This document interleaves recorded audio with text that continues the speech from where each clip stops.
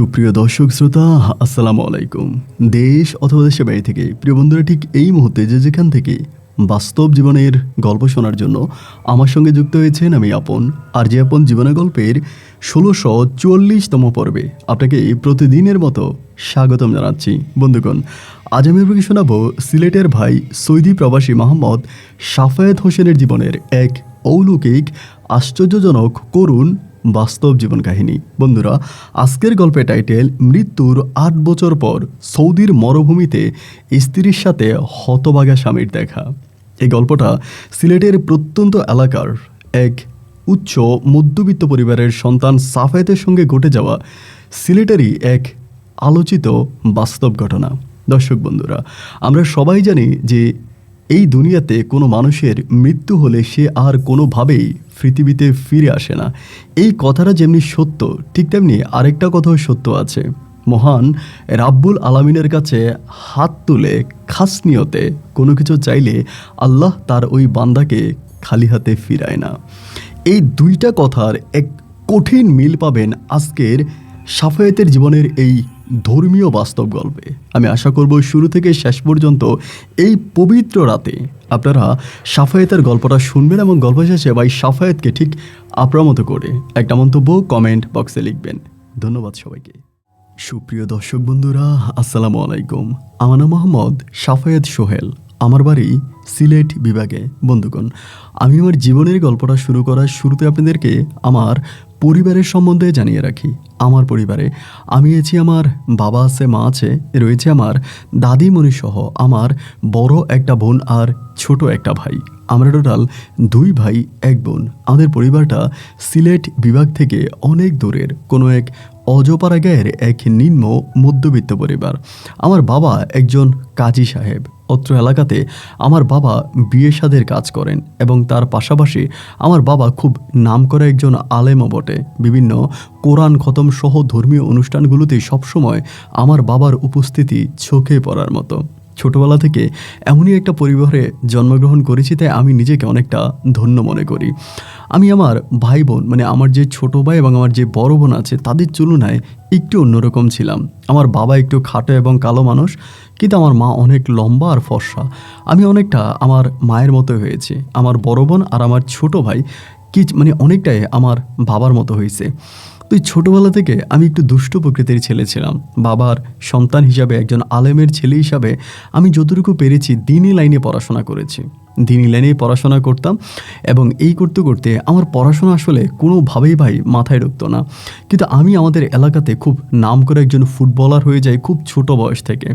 আমি জানি না কেন জানি বলের সঙ্গে আমার অন্যরকম একটা প্রেম জমে যায়। বলের ওই ম্যাজিক জাদুতে আমি আমাদের এলাকাতে একজন ভালো ফুটবলার হিসেবে সবার কাছে পরিচিতি পাই। আমি প্রাইমারি স্কুলের গণ্ডি পার করার আগে আমার শিক্ষা জীবনের সমাপ্তি ঘটাই এবং এরপর থেকে বিভিন্ন বড় বড় টুর্নামেন্টগুলোতে আমাকে ভাড়া করে নিয়ে যেত আপনার ফুটবল খেলার জন্য। দেখা যায় এরকমও হইতো যে যেখানে আমার থেকে অনেক বড় বড় সিনিয়র মানুষরা খেলে, আমি তাদের সঙ্গে খেলতাম। আমি খুব ভালো পাসিং পারতাম এবং খুব ভালো কিক করতে পারতাম। এবং আমি আমাদের অত্র এলাকাতে আপনি যদি এক নামে আমাকে বলেন যে সাফায়েত সোহেলকে, সবাই দেখাই দিবে আমি এত ভালো একজন ফুটবলার ছিলাম। এরকম করতে করতে আমি প্রায় অনেকটাই বড় হয়ে যাই। ছোটোবেলা থেকে আমি একটা জিনিস সবসময় চাইতাম, এটা শুনলে হয়তো আপনি হাসবেন, তারপর আপনাকে বলি। অনেকেই বলে না যে হাত তুলে আল্লাহর কাছে চাই যে আল্লাহ তুমি আমাকে ডাক্তার বানাও, ইঞ্জিনিয়ার বানাও, আমাকে বড়লোক বানাও, এই দাও সেই দাও। আমি সবসময় আল্লাহর কাছে হাত তুলে বলতাম যে আল্লাহ তুমি আমাকে সুন্দরী একটা বউ দাও। আমি কেন জানি না যে আমার খুব ইচ্ছা ছিল আমি খুবই ফর্সা সুন্দর একটা মিষ্টি মেয়ের সাথে একটা প্রেমের সম্পর্ক করব, দীর্ঘ বর্ষ তার সঙ্গে প্রেম করব এবং জুটিয়ে প্রেম করার পরে আমি তাকে আমার ঘরে তুলব আমার বউ হিসাবে। এবং আমার বউটা এতটাই সুন্দর হবে যে পুরো অত্র এলাকা বা মহল্লার মানুষ আমাকে দেখে অবাক হয়ে যাবে যে সোহেলের বউ এতটাই সুন্দর। যাই হোক, এই স্বপ্নগুলো লালন করতে করতে আমি প্রায় অনেকটাই বড় হয়ে যাই। আমার বয়স তখন আনুমানিক প্রায় 18 থেকে 19 বছরের কাছাকাছি। সেই মুহূর্তে একদিন আমাদের গ্রাম থেকে পার্শ্ববর্তী একটা গ্রামে আমি একটা টুর্নামেন্ট খেলি, মানে ওই গ্রামের সঙ্গে আরেকটা গ্রামের ফুটবল খেলা হয়। তো আমি সেই গ্রামের পক্ষ নিয়ে আমি তখন খেলি এবং খেলার পরে আলহামদুলিল্লাহ সেখানে আমরা 2-0 গোলে জয় হই।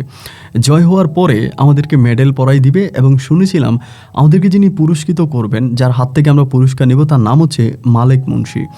এবং এই মালিক মুন্সি হচ্ছে আমাদের গোটা অত্র এলাকার সবচেয়ে ধনী একজন লোক, একজন শিল্পপতি, যিনি তার ব্যবসার বেশিরভাগই করেন হচ্ছে সৌদি আরবে। সৌদি আরবে তার অনেক মরুভূমিতে ব্যবসা রয়েছে এবং তিনি এক কথায় বলতে গেলে সৌদি আরবের শেখদের সঙ্গে উঠা বসা অনেক টাকা পয়সার মালিক।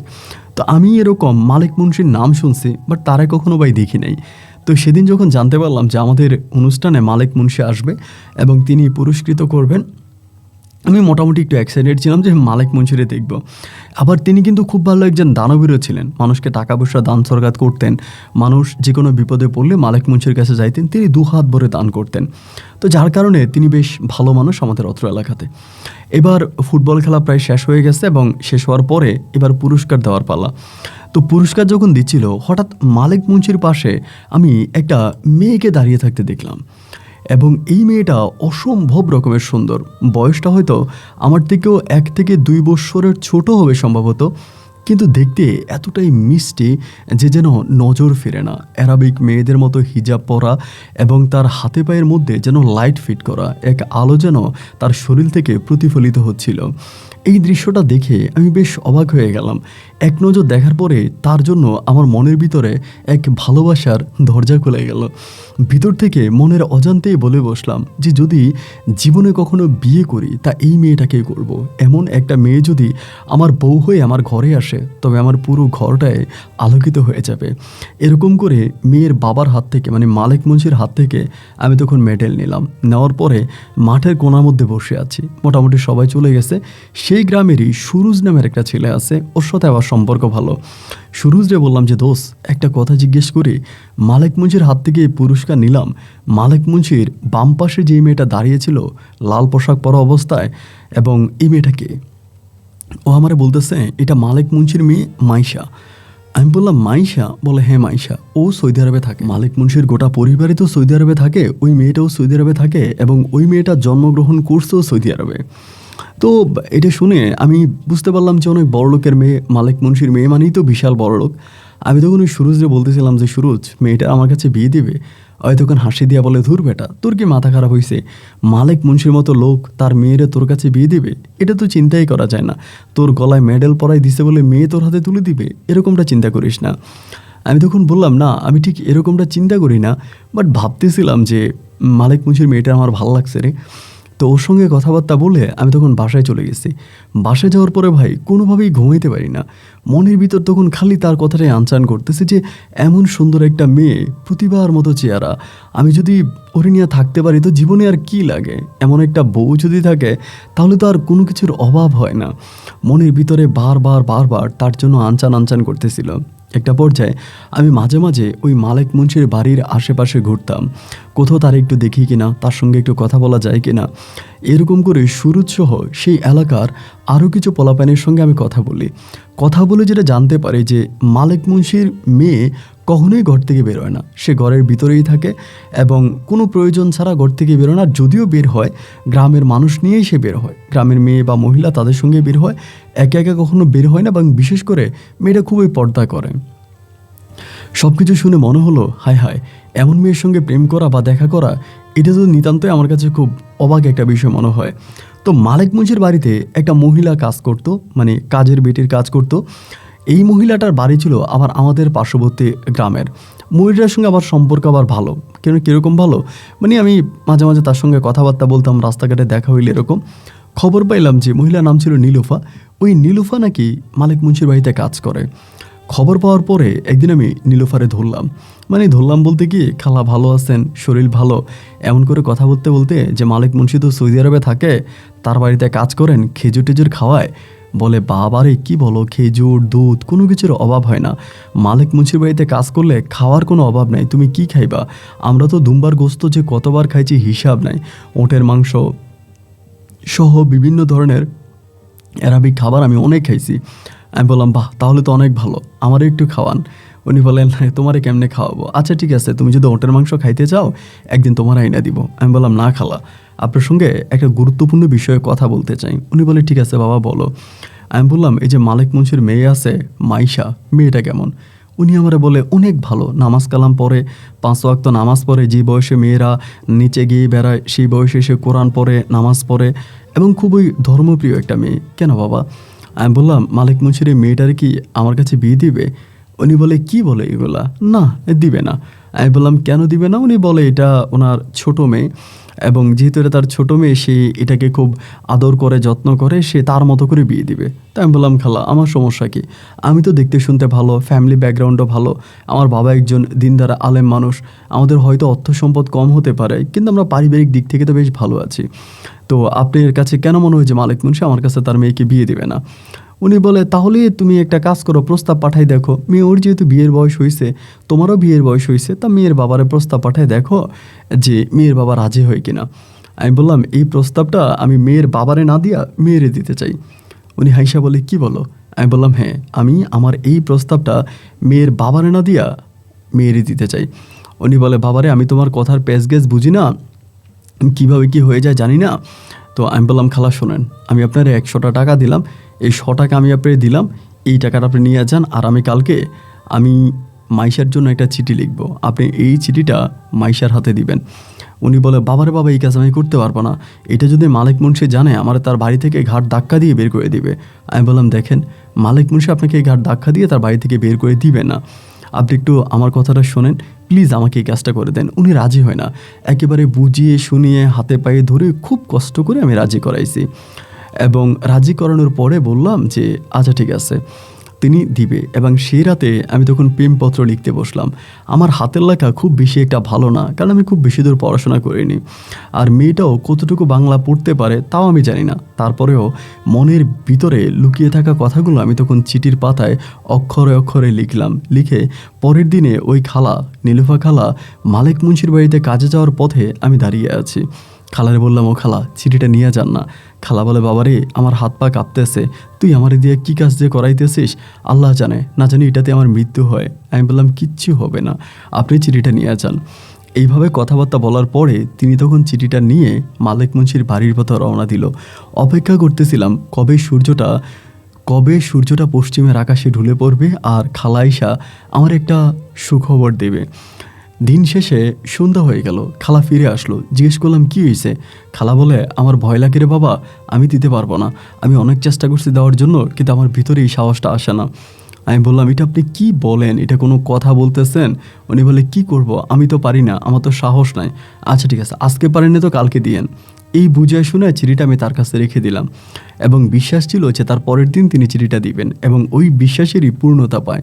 তার পরের দিন ওই নীলুফা খালা চিঠিটা মাইশার হাতে তুলে দেয়। উনি বলে আমি চিঠি দিয়েছি, আমার কি হয় না হয় আমি জানি না, যদি কোনোভাবে এই চিঠি মালিক মুন্সির হাতে যায় তাহলে কিন্তু আমার অস্তিত্ব ঠিক রাখবে না।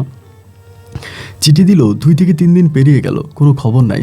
আমি খালারে জিজ্ঞেস করি ও খালা চিঠি দিলেন 2 থেকে 3 দিন হয়ে গেল, আজও তো চিঠি কোনো উত্তর আসে না।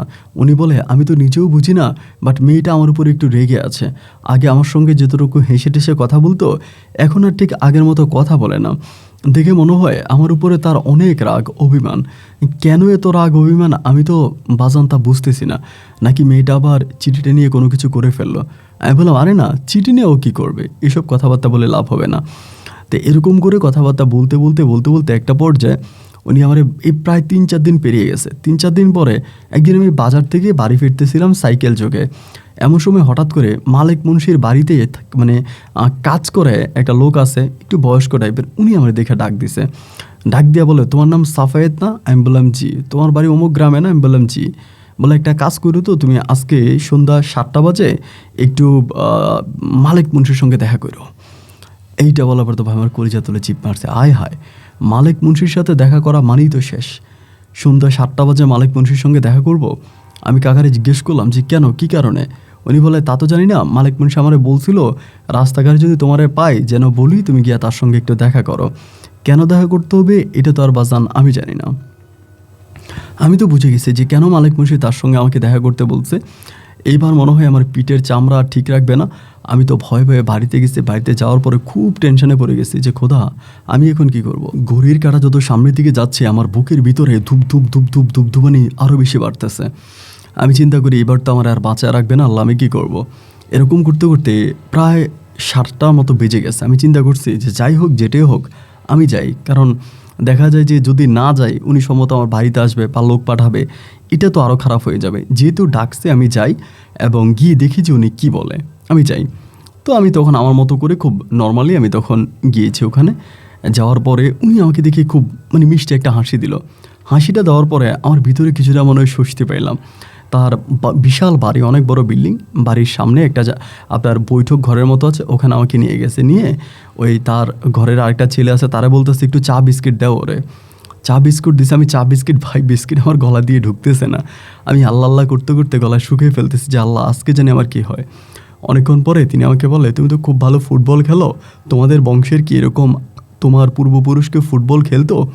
আমি বললাম যে না, এরকম কেউ খেলতো না, আমার আব্বাও তো নামাজ কালাম পরে একজন মানুষ, তিনি অতটা ফুটবল খেলে না। উনি বলে, তাইলে তুমি এরকম ফুটবল খেলা শিখলা কেমনে?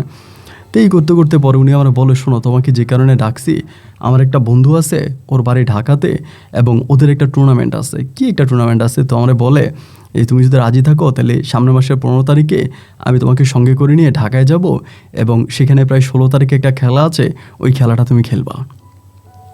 আমি বলতেছি, আপনি কি আমার এই জন্য ডাকছেন? উনি বলে, হ্যাঁ, এই জন্যই ডাকছি। আমি তখন মনে মনে আল্লাহরে বলতেছি, আল্লাহ আল্লাহ আমারে বাঁচাইছে, আল্লাহ আমারে বাঁচাইছে। পরে তার সঙ্গে কথা বলতেছি, কথা বলে টলে উনি বলে যে একটা কাজ করো, আজকে রাতে আমার বাসায় খাওয়া দাওয়া করে যাও। আমি বললাম যে না, আমি তো খাওয়া দাওয়া করবো না, বাসায় গিয়ে করবো। যে না, তুমি খাবা, আমাদের সঙ্গেই খাবা।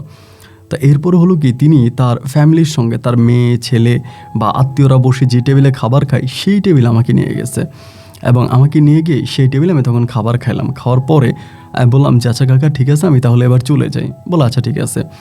বিদায় নিয়ে খাওয়া দাওয়া শেষ করে একটু ফল ফ্রুট খেয়ে যে আসতেছিলাম, প্রায় মাঝ রাস্তাটা মানে তার বাড়ি থেকে বেরোবো, গেট কাছাকাছি আসার পরে হঠাৎ করে কেউ একজন আমার হাত ধরে টান দিছে। পরে আমি তাকায় দেখতেছি যে মাইশা দাঁড়ায় আছে। মাইশা দাঁড়ানো থেকে দেখে আমি মানে কী বলবো বুঝতে পারতেছিলাম না। টান দিয়ে বলতেছে, এত বড় সাহস হয় কেমনে, মালিক মুন্সির মেয়ের প্রেমের প্রস্তাব দেন? আমি বললাম, কি করব জানি না, মালিক মুন্সির মেয়ের যে ভালো লেগে গেছে। পরে বলতেছে, এত ভালো না। আমি বললাম, তা তো জানি, কিন্তু আমার কাছে তো ভালোটাকেই ভালো লাগতেছে। পরে বলে, যদি কেউ কখনো জানতে পারে, মালিক মুন্সি নিজেও যদি জানে যে আপনি তার মেয়ের গোপনে গোপনে প্রেমের পত্র পাঠাইছেন, আপনার কি অস্তিত্ব ঠিক রাখবে? আর কাজের বেটির এত বড় সাহস হয় কেমনে যে আমার কাছে এসে প্রেমের চিঠি দেয়? আমি বললাম, দেখেন, কাজের বেটির আসলেই কোনো দোষ নাই, সে নিতে চায়নি। এর আগের দিন সে দিতে সাহস পায়নি, পরের দিন আমি তার একরকম চাপ প্রয়োগ করে চিঠিটা আপনার হাতে পৌঁছাইছি।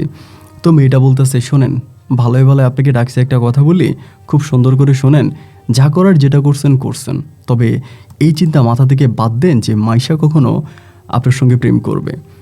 আপনি এটি চিন্তাই করেন না। আর আমি এই টাইপের কোনো মেয়েই না যে আমি কোনো একটা ছেলের সঙ্গে হুট করে প্রেম করে বসবো। আমার বাবা খুব ধর্মীয় একজন মানুষ, তিনি বহুবার হজ করেছেন, আমি নিজেও হজ করেছি। আমার বাবা আমাকে যেখানে বিয়ে দিবে আমি সেখানেই বিয়ে বসবো। আমি কোনো রকমের কোনো ছেলের সঙ্গে প্রেম প্রীতিতে জড়াবো না। আমি বললাম যে এটা আপনার ইচ্ছা, আপনি আমার সঙ্গে প্রেম করবেন না, কিন্তু আমার মন চাইছে, আমি আপনাকে বলছি, জাস্ট এতটুকুই। তো এটা বলার পরে বলে যে ঠিক আছে, তাহলে এটা যেন মনে থাকে। তো এই বলার পরে এর প্রায় 2 থেকে 3 দিন পরে, 2 দিন পরেই মানে আমার মনটা তখন খুব খারাপ ভাই। আমি মানে খাওয়া দাওয়া করি না, ঘুমাই না, মানে সারাক্ষণ মনটার মধ্যে খুব কষ্ট, মানে খুবই কষ্ট যে আমার সঙ্গে এটা কেন ঘটলো। আমি তো এটারে পছন্দ করতাম, ভালোবাসছিলাম, তো আমাকে ভালোবাসতে পারতো, এটা কেন করলো? তো 2 দিন পরে মালিক মুন্সি তখন আমার কাছে লোক পাঠায় বলতেছে যে সাফায়েত, মালিক মুন্সি যে তোমাকে যাইতে বলছে, ওইটাই তুমি যাইও। আমাকে যাইতে বলছে। আমি তখন ওই লোকটারে সাফ বলে দিলাম যে না, আমি যাব না। মালিক মুন্সিরে বলে দিয়েন যে আমি তার সঙ্গে ঢাকায় যাব না, আমি ওই খেলাটা খেলবো না। মানে আমার কথা হচ্ছে যে ভাই, যেহেতু তাদের ফ্যামিলির সঙ্গে মানে একটা ঘটনা ঘটছে, আমার টাকার তো দরকার নেই, আমি যাব না। সাফ মানা করে দিছি। মানা করে দেওয়ার পরে মালিক মুন্সি তখন করলো কি, মানে যখন তারা মানা করে দিলাম, মানা করে দেওয়ার একদিন পরে মাগরিবের কিছুক্ষণ পরে আমি মাগরিবের নামাজটা পড়ছি মসজিদে, পড়ে বাড়ির পথে আসতেছি, এমন সময় দেখছেন কি যে আমাদের উঠানে কে জানি বসে আছে। যখন থেকে আমাদের কে জানি বসে আছে, আমি একটু অবাক হয়ে গেলাম। আমাদের আসলে সচরাচর এরকম মেহমান কেউ আসে না, তাহলে ওখানে বসে আছে কি? ভয়ে ভয়ে আস্তে আস্তে করে আমি কাছাকাছি আসলাম, সেই দেখি যে ওখানে মাইশা বসে আছে। মাইশাকে দেখে আমি চিন্তা করলাম যে কী ব্যাপার, ও বসে আছে, সাথে হচ্ছে নীলুফা। তারপরে নীলুফা আমাকে দেখে ডাক দিয়ে সাইডে নিয়ে গেছে, নিয়ে বলতেছে যে তুই ভয় পাইস না, মাইশা তোর সঙ্গে ভালো কথা বলার জন্য আসছে। আমি বললাম, যদি ভালো বলার জন্য আসে তাহলে ভালো, কি বলবে বলেন। বলে, তুই এখানে দাঁড়া, আমি মাইশারে ডাক দিয়ে আনতেছি। তারপরে নীলুফা গিয়ে মাইশারে ডাক দিল। মাইশা মানে আমাদের ঘরের কোণাতে আসছে। আসার পর আমারে বলল যে, কি ব্যাপার? আমি বললাম, কোনো ব্যাপার না তো। বলে, তাহলে আপনি আমার আব্বাকে কথা দিয়ে কথা রাখলেন না কেন? আমি বললাম, কথা তো অনেকেই দেয়, তবে কি কথা রাখা যায়? ও আমাকে বলে, দেখেন, আপনি আমাকে প্রেম প্রস্তাব দিয়েছেন, আমি রাজি হই নাই। যেহেতু আমি রাজি হই নাই, সেহেতু আপনার কোনো এরকম রাইট নেই যে আপনি আমার উপরে জোর প্রয়োগ করবেন।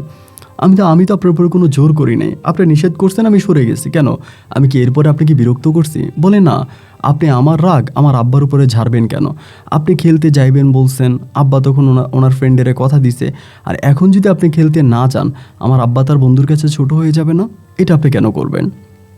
আমি বললাম, দেখেন, আমাকে তো 9-6 বুঝিয়ে লাভ নাই। আমি খেলবো না, এটা আমার ইচ্ছা, আমার পা, আমার শরীর, আমি খেলবো না। আপনি তো জোর করতে পারেন না, আপনি তো সেই রাইটস নাই। ও বলতেছে, আমার অধিকার নাই, সেটা আমি জানি, তবে আমি যদি অধিকার চাই, তবে কি সে অধিকার দিবেন? আমি বললাম, অধিকার? কিসের অধিকার? ও বলে, যে রাগ আমার উপরে, সেই রাগটা যদি আমি কাটিয়ে দিই, তাহলে কি আপনি আমার আব্বার কথা মতো আব্বুর সঙ্গে ঢাকায় যেয়ে ফুটবল খেলবেন? আমি বললাম যে, এটা আপনার ইচ্ছা। এই কথা বলার সঙ্গে সঙ্গে ও হাতটা ধরে থাপ করে আমার কপালে একটা চুমু বসিয়ে দেয়। আমার কাছে তখন মনে হলো যে, আল্লাহ, এটা আমার সঙ্গে কী হলো? আমি ঠিক বিশ্বাস করতে পারতেছিলাম। আমি তার মুখের দিকে তাকিয়ে আছি। আমি বললাম, মাইশা, এটা কি হইলো? ও বলে, আমিও জানি না কী হয়েছে। আমি বললাম, মানে আমি ঠিক বুঝতে পারলাম না যে এটা কেন হইলো। ও বলে, যেদিন আমি আপনাকে সর্বপ্রথম ফুটবল খেলার মাঠে দেখেছিলাম, গোড়ার মতো দৌড়িয়ে একটা একটা করে দুইটা গোল দিয়ে বিরোধী দলকে আপনি পরাজিত করেছেন। আপনাকে আমার ভীষণ রকমের ভালো লেগেছে। তাই তো বাবার পাশে দাঁড়িয়ে আপনার মুখের প্রাণে অপলকে তাকিয়েছিলাম। এরপরে আপনি আমাকে প্রেমপত্র দিয়েছেন। কিন্তু যদি আমি সহজেই রাজি হয়ে যাই, তবে এটা আপনার কাছে সহজলভ্য হয়ে গেল না? এই জন্য একটু ঘুরিয়ে পেঁচিয়ে রাজি হলাম আর কি। আমি বললাম, তা নয় তো যে আপনার বাবার মান সম্মান নষ্ট হবে, বাবার মান সম্মান রক্ষা করার জন্য আমাকে ঢাকায় পাঠাবেন, এই জন্য ভালোবাসার অভিনয় করতেছেন না তো? ও বলে, মাইশা কখনো অভিনয় করে না। মাইশা যাকে ভালোবাসে তাকে সাচ্চা দিল থেকে ভালোবাসে। আর মাইশা যাকে ভালোবাসে, গোটা পৃথিবী একদিকে, তার ভালোবাসা একদিকে। সুতরাং চোখ বন্ধ করে বিশ্বাস করতে পারেন যে এই মাইশা যে চুমো আপনার কপালে বসিয়েছে, তার চুমো নয়। এটাই হচ্ছে আপনাকে তার ভিতর থেকে কবুল করে নেওয়া।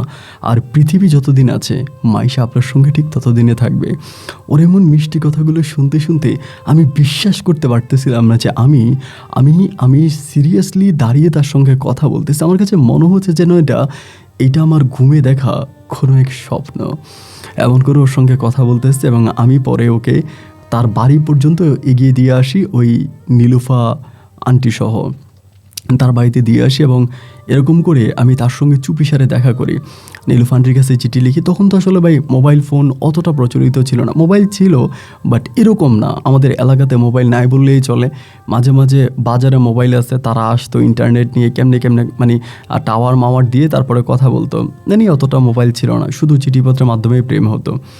তো আমি তখন ওর সঙ্গে তখন আমার এরকম, আমি খালারে বলে দিতাম যে, খালা, আজকে রাত 8টা বাজে, মাইশারে বলবেন যেন তাদের ঘরের পিছনে আসে। তো আমি এরকম টাইম খালারে বলে দিতাম, খালা এই টাইমে বলে দিতে, এবং ওই টাইমে আমি দাঁড়ায় থাকতাম, ও আসতো, আমরা দুজনের সঙ্গে প্রেম করতাম। এরকম করতে করতে একটা সময় মাইশার বাবার সঙ্গে ঢাকায় যাওয়ার ডেট পড়ে গেল, এবং মাইশাও তার বাবাকে বললো যে, বাবা, এইবার আমিও যাব।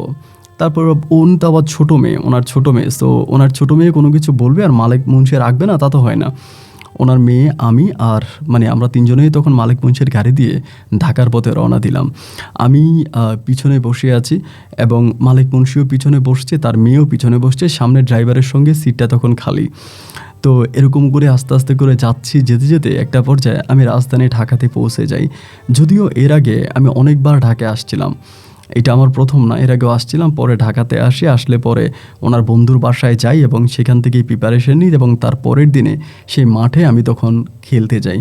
আল্লাহর অশেষ রহমতে আমি বেশ ভালো খেলি। সেদিন আমার জন্যই টুর্নামেন্টটা জিতে যায় মালিক মুন্সির বন্ধু।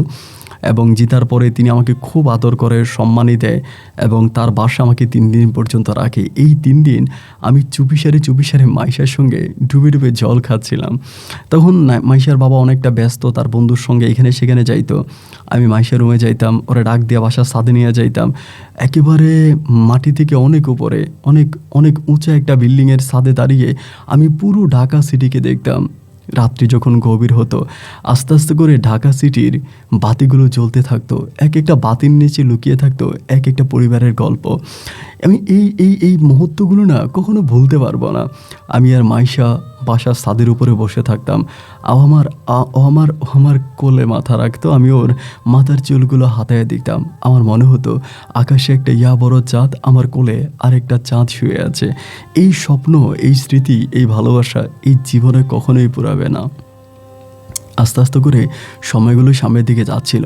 একটা পর্যায়ে ঢাকা থেকে আমরা আবারও সিলেটের পথে রওনা দিলাম, আমি, মাইশা এবং মাইশার আব্বা মালিক মুন্সি। ঢাকা থেকে আবার সিলেটে চলে আসি এবং আসার পরে তখন মালিক মুন্সি আবারও সৌদি আরবে চলে যাবে। মাইশা তখন বলতেছে যে না আব্বু, আমি যাব না, এবার তুমি যাও, আমি কয়েকদিন পরে যাব। ওর আব্বা বলতেছে এটা কী বলো, তোমার আম্মু যাবে, আমি যাব, চলো না। ও বলে যে না, আমার দাদুর সঙ্গে থাকতে ইচ্ছে করতেছে, আমার দাদুর কথা খুব মনে পড়তেছে, আমি দাদুর সঙ্গে কয়েকদিন থাকবো। এই কথা বলে সে তার বাবাকে বুঝিয়ে শুনিয়ে সে এবং তার মা চলে গেছে আবার সৌদি আরবে। পরে মাইশা বাড়িতে একাই।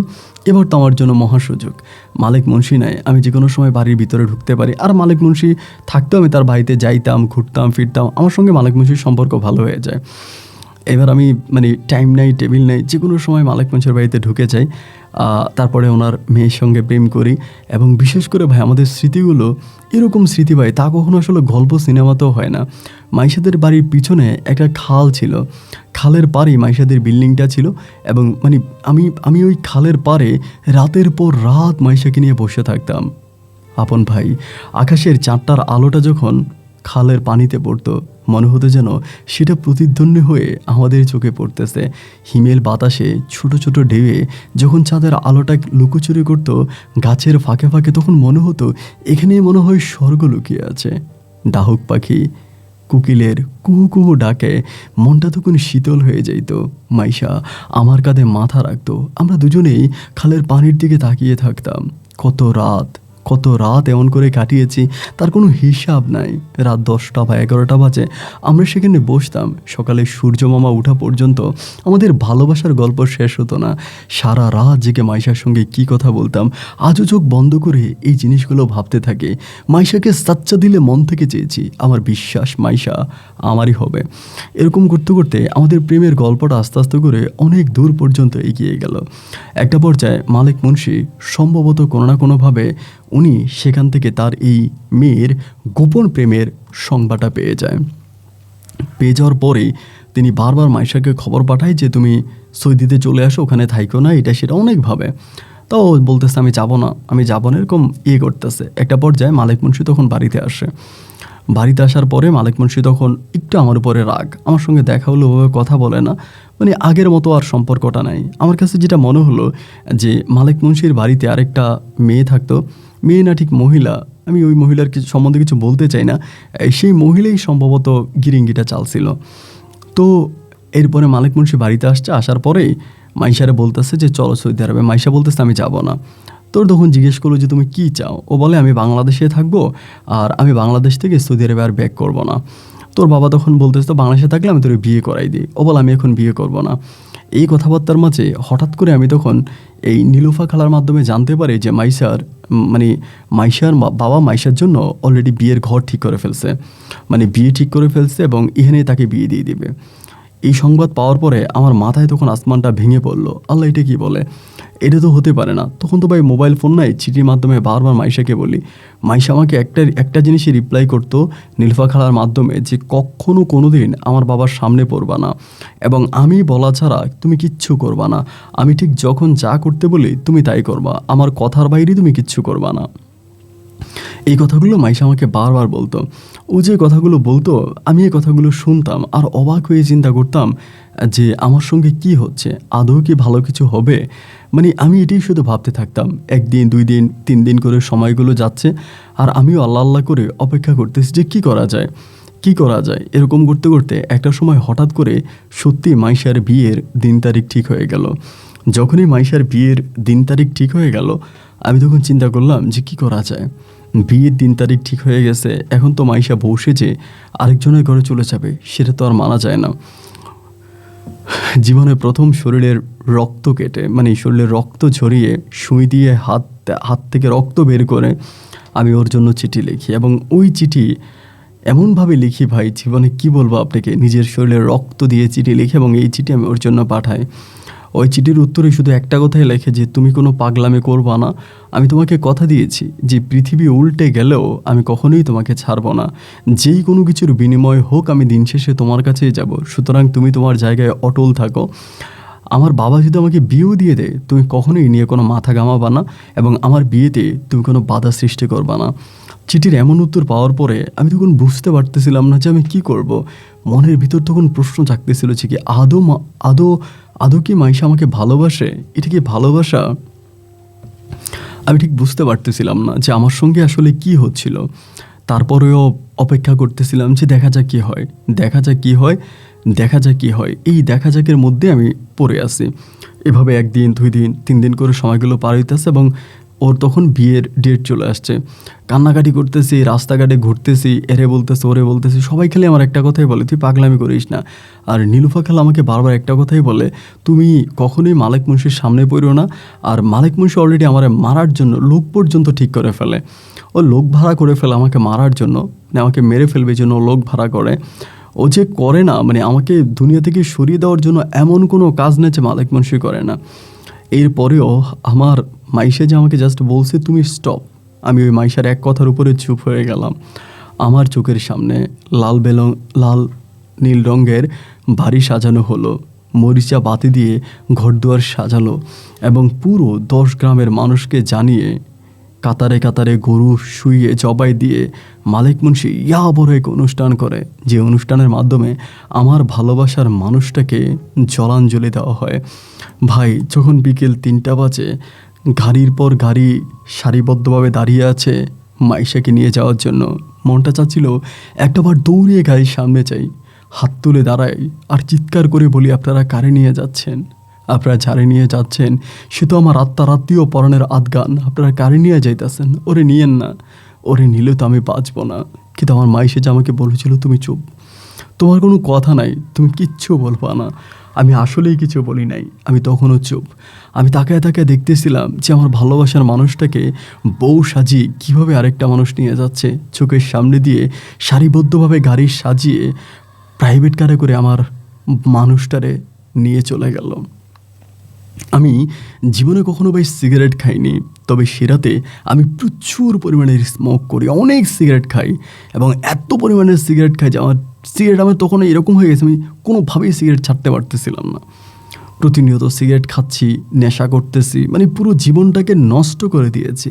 মনের ভিতর বারবার একটা প্রশ্নে আসতেছে, আরে মাইশা তো আমাকে বলেছিল ও আমার কাছে আসবে, ও তো আমাকে কথা দিয়েছিল, ও তো আমাকে বলেছিল তুমি চুপ থাকো, আমি একদিন তোমার কাছে ফিরে আসব, একদিন সব কিছু ঠিক হয়ে যাবে। সেই একদিনটা কবে আসবে?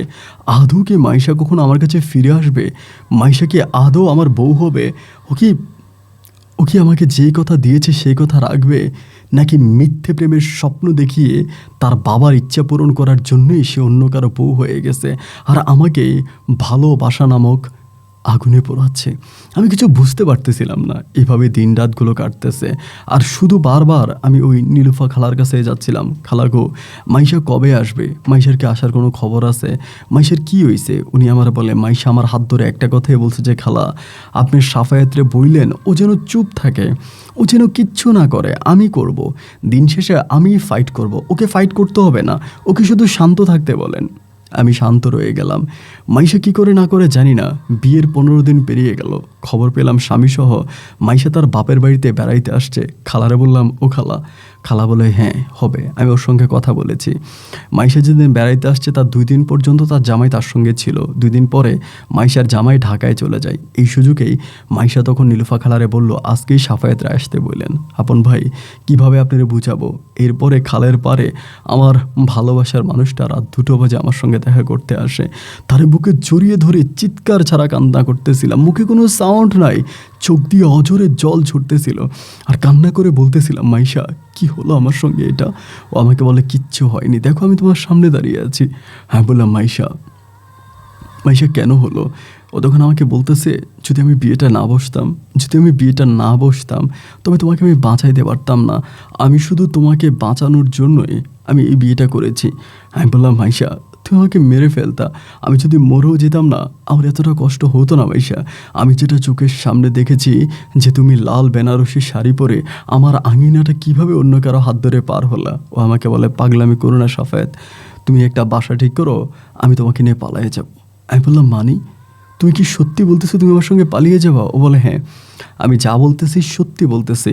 আমার হাজব্যান্ড গেছে 3 দিনের জন্য, ও ঢাকা থেকে ফিরে আসার আগেই আমি তোমার সঙ্গে পালিয়ে যাব। তার মানে আমি আগামী রাতেই তোমার সঙ্গে চলে যাব। আমার কাছে যে গয়নাগাটিগুলো আছে এগুলো বিক্রি করে আমরা কিছু একটা করব, আমরা চলে যাব। আমি বললাম যে কোথায় যাবা? ও বলে, তুমি জায়গা ঠিক করো কোথায় যাওয়া যায়। আমি বললাম, তাহলে আমার তো আসলে ওরকম কেউ পরিচিত নাই, তবে আমার দুঃসম্পর্কের একটা আত্মীয় আছে, আমরা ওই আত্মীয়র বাসায় যাব। ওই খালা আমার আর কি পরিচিত, এবং ওনার বাড়িও সিলেটে, বাট সে আমাকে অনেক ভালোবাসে। ও বলে, ঠিক আছে, তার সঙ্গে আজকে দিনে মানে আগামী দিন সকালে কথাবার্তা বলবা, এবং আমরা আগামী রাতের বেলায় মানে সামনের রাতের বেলা আমি তোমার সঙ্গে চলে যাব। মাইশার সঙ্গে কথাবার্তা বলে কিছুটা খুশি আর কিছুটা আনন্দে আমি সেখান থেকে ফিরে আসলাম। খালার সঙ্গে যোগাযোগ করলাম, খালাও আমাকে মাইশাকে নিয়ে যাইতে বললো। সব কিছু ঠিকঠাক হওয়ার পরে এরপরের দিন রাতের বেলা আমি ওকে নিয়ে পালাবো। বুকের ভিতরে ধুপধুপ করতেছে, মাইশা আসতে পারবে তো, নাকি তার আসার পথে আবার নতুন কোনো বিপদ হয়ে যায়। আমি ঠিক বুঝতে পারতেছিলাম না, তারপরে অপেক্ষা করতেছিলাম যে মাইশা কি আসবে। একটা পর্যায়ে আমি খবর পেলাম যে হ্যাঁ মাইশা আসবে, এবং ঠিকই মাইশা আসছে। তার হাতে ব্যাগ ছিল, ওই ব্যাগ নিয়ে সেদিন রাতের বেলায় আমি তার নিয়ে খাল পার হই। ছোট্ট একটা নৌকা ছিল, সেই নৌকা দিয়ে আমি খাল পার হয়ে ওই পারে যাই, এবং সে পারে গিয়ে মাইশার সঙ্গে আমি তখন ওইখানে গাড়িও ঠিক করে রাখি। ওই গাড়ি যোগে আমরা তখন ওই রাতের বেলায় আমার ওই দুঃসম্পর্কের অনেক দূরে খালার বাড়িতে চলে যাই। তখন তো মোবাইল ফোন, ইন্টারনেট এই সমস্ত কিছু নাই, চলে গেছি। এবং যাওয়ার পরে এখানে কী হয়েছে তার কিচ্ছু জানি না, এখানে কি হইল না হইল এর কোনো কিছু আমি জানি না। এভাবে প্রায় 10 থেকে 12 দিন যাবৎ আমি সেখানে আছি ওর সঙ্গে। 10-12 দিন পরে আমি তখন আমার পরিবারের সঙ্গে যোগাযোগ করি। 10-12 দিন পরে যখন পরিবারের সঙ্গে যোগাযোগ করি তখন আমি জানতে পারি আমাদের ঘরবাড়িগুলো সব ভেঙে ফেলে। শুধু ঘরবাড়ি ভাঙেই না, আমার আব্বাকে জেলখানায় পাঠিয়ে দেয়। আমার আব্বা জেলে আছে, আমাদের ঘরবাড়ি ভেঙে দিয়েছে, এবং আমার বড় বোন জামাইকেও প্রচুর মারছে, আমার ছোটো ভাইটাকে মারছে। মানে আমাদের ফ্যামিলির অবস্থা খুবই খারাপ। এ খবর শুনতে পেয়ে মাইশার কাছে ফিরে আসলাম। এসে বললাম, মাইশা এমন এমন ঘটনা। ও আমারে বলতেছে, কি বলো সত্যি? আমি বললাম, হ্যাঁ সত্যি, আমার খুব মাকে দেখতে ইচ্ছে করতেছে। ও বলে, তুমি এরকম পাগলামি করো না, তুমি এরকম পাগলামি করলে তো কী হবে বলো, বাবা তো তোমাকে ধরার জন্য এগুলা করতেছে। আমি বললাম, তা ঠিক আছে, তোমার বাবা আমাকে ধরার জন্য এগুলো করতেছে, অন্যায় যদি কেউ করে তা সেটা আমি করছি। আমার ছোট ভাই তো কোনো অন্যায় করেনি, আমার মা তো কোনো অন্যায় করেনি। আমার নিরপরাধ বাবা জেলে পড়ে আছে, যে কিনা একজন আলেম মানুষ ছিল, যার কাছে অনেক মানুষ কোরআন পড়া শিখেছে, যিনি একজন কোরআন শিক্ষক ছিলেন। আমার সেই বাবা এখন জেলের কুঠুরিতে আছে। আমি এভাবে তোমাকে নিয়ে থাকতে পারি না। আমি অন্তত একটা বারের জন্য গোপনে হলো আমার মায়ের সঙ্গে গিয়ে দেখা করে আসি। আমাকে বললে, যাই হোক, তবে সাবধানে যাইও। ওর কাছ থেকে কিছু টাকা টুকা নিয়ে আমি ওই রাতের বেলায় রওনা দিলাম বাড়ির পথে। রাত 2টোর দিকে আমি বাড়িতে আসছি। বাড়িতে আসার পরে খুব গোপনে গোপনে ঘরের পিছনে আইসা মারে ডাক দিছি। আস্তে আস্তে করে মারে ডাক দিছি, মা তখন বেরিয়ে আসছে। বেরিয়ে এসে মা আমাকে দেখে কান্না শুরু করছে। মা আমার বলে, তুই আসলি কেন? তোর তো মালিক মুন্সি মাইরে ফেলবে। হ্যাঁ বলছে, মা মালিক মুন্সি আমার মাইরে ফেললে মাইরা ফেলুক, আমার কিছু যায় আসে না, আমি তোমার কাছে আসছি। মা আমারে বলে, বাবারে তুই কেন আসছিস? ওরা তো তোরেই খুঁজতেছে, এত কিছু করতেছে, তার কারণ একটাও যদি তোরে পায়। মাইশা কই? আমি বললাম, মাইশা আমার সঙ্গেই আছে। ও ঠিক আছে। আমার মা বলতেছে, তুই এক্ষুনি এখান থেকে চলে যা, এখানে আর কোনোদিনও আসবি না। আমি বললাম, মা তুমি একটু শান্ত হও, এমনটা কেন করতেছো? মা কিচ্ছু হবে না। আমার মা বলে, বাবারে আমি মালিক মুন্সিরে ভালো করেই চিনি, সে যে কতটা খারাপ হতে পারে আমার থেকেও ভালো কেউ বলতে পারবে না, আমি দেখেছি, তুই এখান থেকে চলে যা। আমি বললাম, মা মাইশা তোমার কথা খুব বলে। মা বলে, আমার যদি সময় হয়, আমি যদি সুযোগ পাই, আমি তোর ওই খালার বাড়িতে গিয়ে মাইশারে দেখে আসবো, তুই এখন চলে যা বাবা। কথা বলে আস্তে আস্তে করে মার সঙ্গে বিদায় নিয়ে আসতেছিলাম। আমাদের বাড়ি থেকে বেরোয়ার পরে একটা ছোট্ট টঙের দোকান পড়ে, বেশি রাত পর্যন্ত দোকানটা খোলা থাকে। সেদিনও দেখলাম দোকানটা খোলা থাকার পরে আমি দোকানটার পিছন দিয়ে হেঁটে আসতেছি। মানে চলে যাচ্ছিলাম। তো আমি আসলে জানি না যে দোকানের পিছনের জায়গার মাটিটা নরম ছিল, ওরা সম্ভবত কোনো একটা মাটি ফালাইছে ওখানে, নতুন মাটি।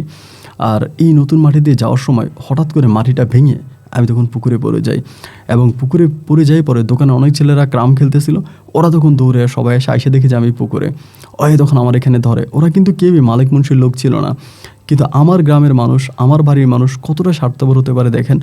আমার এইখানে এই পুকুরের মধ্যে ধইরা তারা আমাকে এই ভিজা শরীর নিয়ে মালিক মুন্সির বাড়িতে নিয়ে গেছে।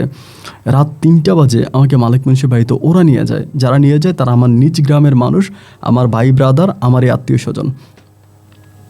যাওয়ার পরে মালিক মুন্সি আমাকে একটা ঘরের মধ্যে নিয়ে যায়। ঘরে নিয়ে আমাকে ওখানে দরজা টরজা বন্ধ করে আমাকে বলে যে সফেদ, সোজা সোজা বলবো, সোজা সোজা উত্তর দিবা, বাঁকা উত্তর দিবা তো আজকের দিনটাই তোমার জন্য হবে কিয়ামত, মানে পৃথিবীর কিয়ামত কেমন হয় এটা তুমি দেখতে পাবা যদি তুমি ঠিকঠাক মতো উত্তর না দাও। আমি বললাম ঠিক আছে, এত ধমকাধমকি না করে আপনি বলেন কি বলতে চান। উনি বলে তুমি যদি ঠিক মতো উত্তর দাও তোমার আব্বা জেল থেকে চলে আসবে, তোমাদের ঘরবাড়ির যে ক্ষতি হয়েছে সেই ক্ষতিপূরণ আমি দিয়ে দিব। আমি বললাম ঠিক আছে বলেন। উনি বলে আমার মেয়ে কোথায়। আমি তখন চুপ করে থাকা অবস্থায় উনি আমার তলপেটে একটা লাথি মারে। ভাই মনে হয় যেন আমার নিঃশ্বাসটা বন্ধ হয়ে গেছে। লাথিটা মেরে আমার গলার মধ্যে ঠিক এই জায়গাটার মধ্যে পা দিয়ে চাপ দিয়ে ধরে। উনি আমারে বলে তোরে মানে মাইরেই ফেলবো, মানে আমি আসলে ভাই মেরে ফেলতো। মানে উনি যে তলপেটে লাথিটা মারছিল আর মনে যেন কয়েক সেকেন্ডের জন্য নিঃশ্বাসটা বন্ধ হয়ে গেছিলো। এরপরে মানে এভাবে রেখে যখন আমার বুকের উপরে পা চাপ দিয়ে ধরছে, চোখগুলো তখন বেরিয়ে যাচ্ছিল। আমি বললাম আমার মাইরেন না, আমার কথা শুনে আমার মাইরেন না। এরপরে উনি করলো কি, ওনার সঙ্গে সঙ্গে আরও 2-3টা লোক ঘরে আসছে, আইসা এরকম মাপলা দিয়ে গলার মধ্যে পেঁচায় ধরছে, মানে আমাকে মেরেই ফেলবে। তো আমি চিন্তা করছি আমি যদি মরে যাই তো আমি তো মাইশারও পাবো না, আর আমার পরিবারও তো শেষ। আমি বললাম যেটা খোলেন আমি বলতেছি। পরে গলা থেকে এটা খুলছে, খোলার পরে আমি বললাম যে ঠিক আছে মাইশা কয়ে আছে আমি বলবো, তবে যদি আমার আব্বাকে আপনারা ছুটে আনেন। মালিক মুন্সি বলতেছে আমি তোর কাছে ওয়াদা করতেছি। মাইশা কয়ে আছে বল, আমি কালকে সকালেই থানা থেকে তোর আব্বাকে ছুটে নিয়ে আসবো, তোদের উপরে দেওয়া সমস্ত মামলা আমি প্রত্যাহার করব, এবং আমি যতটুকু পারি আমার জায়গা থেকে আমি তোদের উপকার করব, ঘর দোয়া সব ঠিক করে দিব। আমি বললাম যে মাইশা অমুক জায়গায় আছে। এটা বলার সঙ্গে সঙ্গে আমাকে খাটের সঙ্গে বেঁধে ফেলছে, এবং বেঁধে ফেলে একজন লোক এখানে ছিল আমাকে পাহারা দিচ্ছে, আর এদিক দিয়ে মাইশার বাবা মালিক মুন্সি সহ সবাই মিলে তখন রওনা দিছি আমি যে ঠিকানা আছি সেই ঠিকানা অনুযায়ী। দিনের 1টা বাজে সেখান থেকে মাইশাকে নিয়ে আসছে। আমি খবর পাইছি যে মাইশাকে নিয়ে আসছে 1টা বাজে, তখন আমার হাতের বাঁধন খুলে দিছে, আমাকে বের করে দিছে, আমার আর কিচ্ছু করে নাই। 1টা বাজে আমি খবর পাইছি মাইশাকে ওরা তুলে নিয়ে এসছে ওখান থেকে। আমি ওখান থেকে বের হয়েছি। বেরোয়ার পরে আমার আব্বার কিন্তু ছাড়ে নাই, বলছে আমার আব্বাকে জেল থেকে আনবে, আমার আব্বারে আনে নাই। তো এই মানে মাইশারি যেদিন আনছে আমি তো অপেক্ষা করতেছি কি হয়। 2 দিন পর্যন্ত কেটে গেছে, কিন্তু আমার আব্বাকে ছুটে আনে নাই। 2 দিন পরে আমি মালিক মুন্সির বাড়িতে গেছি জিজ্ঞেস করার জন্য যে কী ব্যাপার, আপনি তো বলছেন না আমার আব্বাকে ছেড়ে দিবেন, আমার আব্বা কোথায়। যাইয়া জানতে পারতেছি যে মালিক মুন্সি তার গোটা পরিবার সহ সৌদি আরবে চলে গেছে, মানে মাইশাকে সহ নিয়ে গেছে। এটা 2 দিন পরে, এবং তারা খুব গোপনে চলে যায়, আর যাওয়ার সময় কাউকে কোনো কিছু বলেও যায়নি, মানে আমিও ঠিক জানতাম না। চলে গেছে, চলে যাওয়ার পরে আমি তখন আর কি করব, আমার তো আসলে কিছু করার নাই। আমি একরকম খুব মন খারাপ করে আছি। তারপরে আমারে বলতেছে যে কী ব্যাপার, মানে সবাই বলতেছে যে কি করবি। আমি বললাম যে তো আব্বাকে তো ছুটে আনতে হবে, এখন আব্বাকে তো এভাবে রাখা যাবে না। তারপরে জমি জমা কিছু বন্ধক টন্ধক দিয়ে এমনি সেমনি এলাকার মেম্বার, চেয়ারম্যান, তারা তো সবাই আমার আব্বাকে ভালোবাসতো। আব্বা এলাকার একজন ভালো মানুষ ছিলেন, সবাই আব্বুকে ভালোবাসতো। সবাই তাদের সাপোর্টে থানায় গিয়ে আব্বাকে তখন ছুটে আনে। আব্বাকে আনতেছি, এবং ঘরের মধ্যে তখন সব কিছু মোটামুটি ঠিকঠাক, আমাদের ঘর বাড়িগুলো ভেঙে ফেলে এগুলো আবার ঠিকঠাক করি। তো তখন কোনোভাবে আসলে মানে মনের মধ্যে কোনো শান্তি পাইতেছিলাম না, খুব কষ্ট বিরাজ করতেছে যে আসলে কি করব। আমি তো বুঝতে পারতেছি না, আমি তো বুঝে উঠতে পারতেছি না যে আমি কি করব। একে তো কোনোভাবেই ভিতর থেকে মাইশাকে সরাইতে পারতেছি না। মাইশার স্মৃতি আমাকে দিন যত সামনের দিকে যাচ্ছে আমি যেন মাইশার স্মৃতিতে আরও পাগল হয়ে যাচ্ছি, মানে দিশেহারা হয়ে যাচ্ছি। এরকম করে প্রায় 1 থেকে 1.5 বছরের মতো কেটে যায়। 1-1.5 বছর পরে হঠাৎ করে সৌদি আরব থেকে একটা খবর আসে, আমার ভালোবাসার মানুষ মাইশা সৌদির পবিত্র মাটিতে জীবন দিয়ে দিয়েছে। মাইশা মারা গেছে। আমরা এসে যখন আমার একটা ভাতিজা হয়, বাড়ির ভাতিজা এসে যখন বলতেছে যে সাফায়েত কাকা, মাইশা আন্টি নাকি মারা গেছে। ভাই আমার কাছে মনে হয় কি যে কি বলে এগুলো, কি বলতেছে। একজন দুইজন তিনজন করে খবর নিচ্ছিলাম, একটা সময় জানতে পারি যে হ্যাঁ মাইশা মারা গেছে।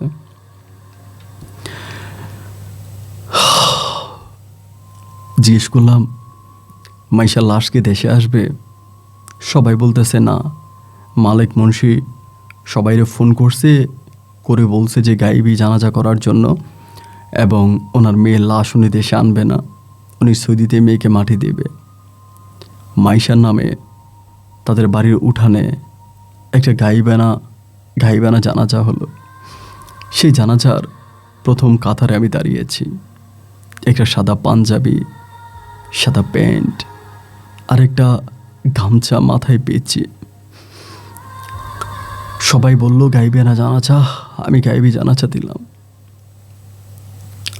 আমি শুধু ওই দিন আল্লাহর কাছে হাত তুলে একটা জিনিসই চেয়েছি এবং আল্লাহকে বলেছি, আল্লাহ, হে আল্লাহ, তুমি নাকি বলেছ, আমি জানি না। আমি হুজুরদের মুখে শুনেছিলাম, আমার আব্বাও বেশ কয়েকবার আমাকে এই কথাটা বলছে যে কোনো বান্দা যদি সাচ্চা দিলে মন থেকে কাউকে চায়, তবে যে কোনো কিছুর বিনিময় তুমি আল্লাহ নাকি তাকে দিয়ে দাও। কোনো বান্দা যদি মন থেকে সাচ্চা দিলে, খোলা দিলে, নেক হালালভাবে তোমার কাছে কোনো কিছু চায়, তুমি আল্লাহ তা দাও, তুমি দিবা। তুমি আমার মাইশাকে আমার বুকে ফিরিয়ে দিবা। মাইশা মরে গেছে আমি বিশ্বাস করি না, মাইশা আমাকে ছেড়ে চলে গেছে আমি বিশ্বাস করি না। আমি জানি না সৌদির মাটিতে কি হয়েছে, বাট আমি এটা জানি, আমি এটা বিশ্বাস করি যে আল্লাহর কাছে কোনো কিছু চাইলে আল্লাহ তার বান্দাকে খালি হাতে ফিরায় না। আমি এটা জানি, আমি যেটা চাইবো সেটা আমি পাবো, তুমি আল্লাহ দিবা, কারণ আমি তো তোমার বান্দা। আমি চাইবো না তো কে চাইবে? তুমি আমারে দিবা না তো কারে দিবা? আমার তোমার দেওয়াই লাগবে আল্লাহ। সেদিন মাইশার গাইবানা জানাজা পড়ছি। জানাজা পড়ে বাড়িতে ফিরে আসছি। আব্বারে বলছে, আব্বা আমি সৌদি আরবে যাব। আমার আব্বা বলে, তুই কি পাগল হইলি? আমি এখন এই টাকা কই পাবো? আমি বললাম, তা জানি না, আপনি এই টাকা কই পাইবেন সেটা আমি জানি না, শুধু আমি জানি আমি সৌদি আরবে যাব। আপনি আমার সৌদি আরবে পাঠাইবেন, কেমনে পাঠাইবেন আমি জানি না, আমার সৌদি পাঠানোই লাগবো। আমার আব্বা তখন আমার কথা শুই না রাজি হইল। আমার দুলাভাইয়ের সঙ্গে কথা বলল, লোকজনের সঙ্গে কথা বলল, আমাকে সৌদি পাঠানোর জন্য আস্তে আস্তে করে প্রস্তুতি নিল এবং একটা পর্যায়ে আমার পাসপোর্ট বানাইলো, সৌদিতে পাসপোর্ট পাঠাইলো। একসময় আমার ভিসা লেগে আসলো, আমি সৌদিতে যাব। আমি সৌদিতে শুধু একটা কারণেই যেতে চাই, আমি আমার ভালোবাসার মানুষটার কবরের পাশে দাঁড়িয়ে আমি তাকে প্রাণ খুলে দোয়া করতে চাই। এখানে আপনাকে আরেকটা কথা আমি বলতে ভুলে গেছিলাম ভাই, আমি কিন্তু মাইশাকে বিয়েও করেছি। মাইশা যখন তার স্বামীকে ছেড়ে যায়, সে কিন্তু মৌখিকভাবে একজন হুজুরের মাধ্যমে তার স্বামীকে তালাক দেয় এবং তালাক দিয়ে সে পুনরায় আমাকে বিয়ে করে। আমাকে সে তার আগের স্বামীকে ছেড়ে দিয়ে আমাকে একজন হুজুরের মাধ্যমে সে বিয়ে করে আমার ওই দুঃসম্পর্কের খালার বাড়িতে। আমি তো আমার বউয়ের কবরের কাছে যাব। আমি সৌদি আরবে গেলাম, জেদ্দা এয়ারপোর্টে নামলাম। নামার পরে আমি একটা কাজের বিষয়ে গিয়েছিলাম। তা আমাকে যারা আমাকে নিয়ে গেছিলো তারা মূলত মাজরায় কাজ করে। মাজরায় বলতে কি, বিভিন্ন গার্ডেন আর কি, খেজুরের বাগান, এটা সেটা, ওখানে কাজ করে। তো আমি তখন একটা জায়গায় কাজে গেলাম, কাজ করতেছি 3-4 মাস হয়ে গেছে। আমি ওখান থেকে কোনো ছুটি পাই না। 3-4 মাস পরে যে কোনোভাবেই হোক মাইশার বাবার সঙ্গে যোগাযোগ করে শুধু বলছি যে আপনার কাছে কিচ্ছু চাই না, শুধু একটা জিনিসে চাই, আমি সৌদি আরবে আসছি, আমি সৌদিতে আছি, আমি শুধু ওর কবরটা একটু জিয়ারাত করতে চাই। আপনার কাছে আর কিচ্ছু চান, আপনি শুধু ওর কবরটা কোন জায়গায় দিয়েছেন আমাকে সেটা বলেন। উনি একটা ঠিকানা দিল, আমি এই ঠিকানাটা একটা কাগজে লিখছি। লেখার পরে আমি একজন বাঙালি ভাই ছিল, কামাল ভাইরে বলছি যে ভাই আমি শুধু একটা বারের জন্য, কামাল ভাই আমার পুরো স্টোরিটা জানতো। জানার পরে বললো, আচ্ছা ঠিক আছে, সমস্যা নাই, তুমি যাবা। তখন উনি আমাকে আরেকজন ইন্ডিয়ানি কেরালার গাড়ি দিয়া আমাকে নিয়ে গেছে মাইশার কবরে। তো উনি আমাকে যে ঠিকানা দিয়েছিল ওই কবরস্থানে, আবার কবরস্থানে যাওয়ার পরে ওখানে আবার আপনার পাহারাদার বা গার্ড এরকম থাকে আর কি। ওদের সঙ্গে কথাবার্তা বললাম, ঠিকানা সব কিছু দিয়ে উনি বলতেছে যে ওই লোকটা আমাকে ডিরেক্ট বলতেছে এখানে তো কোনো খারেজিদের কবর নাই। মানে খারিজি বলতে যারা বিভিন্ন দেশের মানুষ, এখানে যাদের কবর তারা প্রত্যেক হচ্ছে সৌদিয়ান। এখানে সৌদির বাইরের কোনো মানুষের এখানে কবর নাই। আমি বললাম আপনি শিওর? উনি বলে শিওর। আমি তখন বললাম তাহলে তো ঘটনা পাল্টে গেছে, তাহলে মনে হয় মাইশা মরে নাই। মানে আমার একটা বিশ্বাস যে তাহলে মনে হয় মাইশা মরে নাই এবং মালিক মুন্সিটা সবার কাছে মিথ্যা কথা বলছে। কিন্তু তারপরেও কোনোভাবে মিলাইতে পারতেছিলাম না, নিজের মেয়ের জীবন নিয়ে এরকমভাবে মিথ্যা কথা কেউ বলবে এবং গাইবিয়ানা জানাজা সে পড়াইছে। যদি সত্যি সে মারা না যেত তাহলে তো গাইবিয়ানা জানাজা পড়তো না, এই জানাজাটা কেন পড়াইলো? আর যদি জানাজাই পড়াবে তাহলে কি সে বেঁচে আছে? আর যদি সে মারাই যায় তাহলে তার কবর নিয়ে কেন সে মিথ্যা বলবে? আরও তো খারাপ মানুষ, মালিক মুন্সি তো খারাপ মানুষ, করতেও পারে, মেয়ের জীবন নিয়ে কত কিছু করতে পারে, হয়তো করেছে, হয়তো কিছু একটা করে ফেলেছে। তা আমি আর কথা বাড়াইলাম না, কোনো কিছু বললাম না, না বলে আমি অপেক্ষা করতেছিলাম যে ঠিক আছে দেখা যাক কী হয়। আমি তখনও অপেক্ষা করি, বারবার মালিক মুন্সিরে ফোন করি, আপনি কেন মিথ্যা কথা বললেন? আপনি তো বলছেন যে এটা কবর, এটা তো কবর না। আমি তো দেখলাম এটা কবর না। উনি আমাকে বলে না। দীর্ঘ 3টা বছর আমি সৌদির মাটিতে থাকি, আর আমি যে কোম্পানিতে কাজ করি ভাই, ওরা বেতন দেয় না। 5 মাস 6 মাস 7 মাস 8 মাস কাজ করি, 1 মাসের বেতন দেয়, 1 মাসে দেয় না, মানে খানা খরচের টাকা দেয়। আর প্রতিনিয়ত মালিক মুন্সিরে ফোন করি, মালিক মুন্সির আত্মীয় স্বজনদেরকে ফোন করি। সবাই খালি একটা কথাই বলি যে মাইশারে কোথায় মাটি দেওয়া হয়েছে, মাইশার কবরটা কোথায়? আমি একটু মাইশার কবরে যেতে চাই, আমি ওর কবরে একটু হাত তুলতে চাই, কিন্তু কেউ ভাই আমাকে কোনো কথাই বলে না। এরকম করে 1 দিন 2 দিন নয়, প্রায় 4 থেকে 5 বছরের মতো আমি সেখানে থাকি।